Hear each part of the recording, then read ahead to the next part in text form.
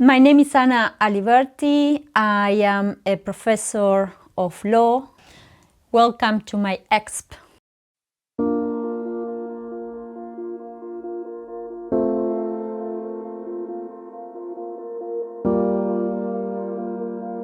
The increased impetus of states, particularly in the north, to control migration has had an impact on the status of citizenship as a privilege status, not as a right, but as a privilege and as a duty of those potential citizens. Citizenship regimes have become increasingly more restrictive with conditions such as language tests, such as civic tests.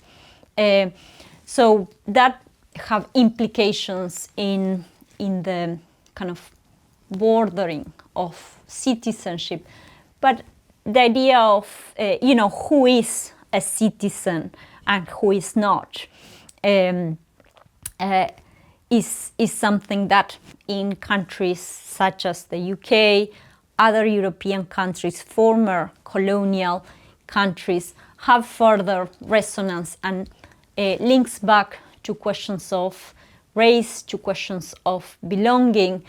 And when we think about citizenship and foreignness, we think about this clear line separating those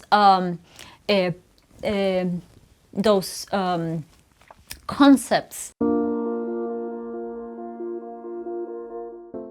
What we forget is that citizenship is not just a formal status, it's not just a legal status, but it's also a social aspect. And in many ways, the increased restrictions on migration and increased impetus to police migration interrogate that clear line, that clear boundary of citizenship. Migration controls are often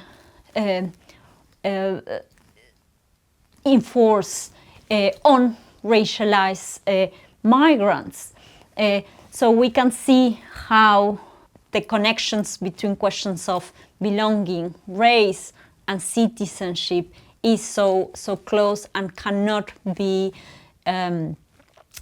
considered in the abstract, but we need to explore how in concrete terms they are empirically related.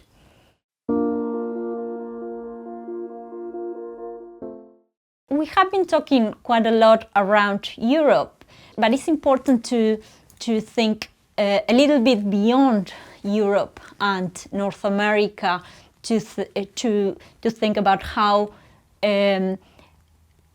societies can live otherwise in relation, for instance, to questions of migration. Latin America is a continent that, for instance, have been quite reluctant to build detention centers for immigration.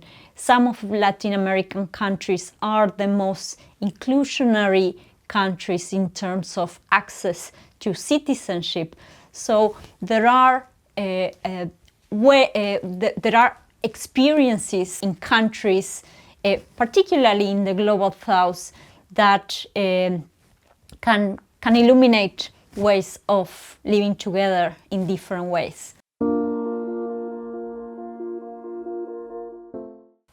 Because citizenship is a way of enforcing an exclusionary order, a border order, and because in the context of increased human mobility and increased polarization of wealth, it is a tool of control, of subordination. I think there is significant work happening on the ground to question these ideas of citizenship as the only way to access, as the only mechanism to access rights.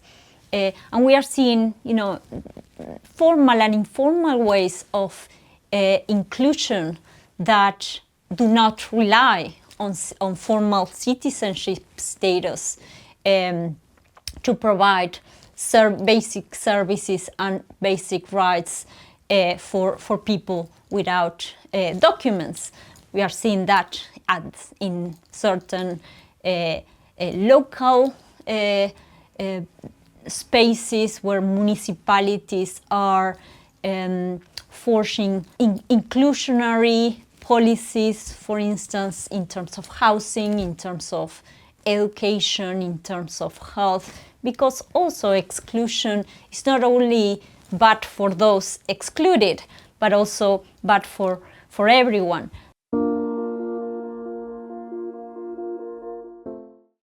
A misconception in relation to citizenship, I think, is this idea of citizenship as a close status that divides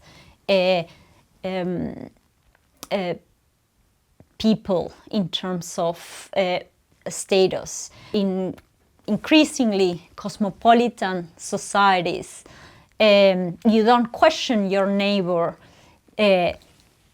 or you don't see your neighbor in terms of citizenship papers. So conviviality, I think, is and how people live together despite formal categories is an important insight, an important way to thinking beyond these formal categories.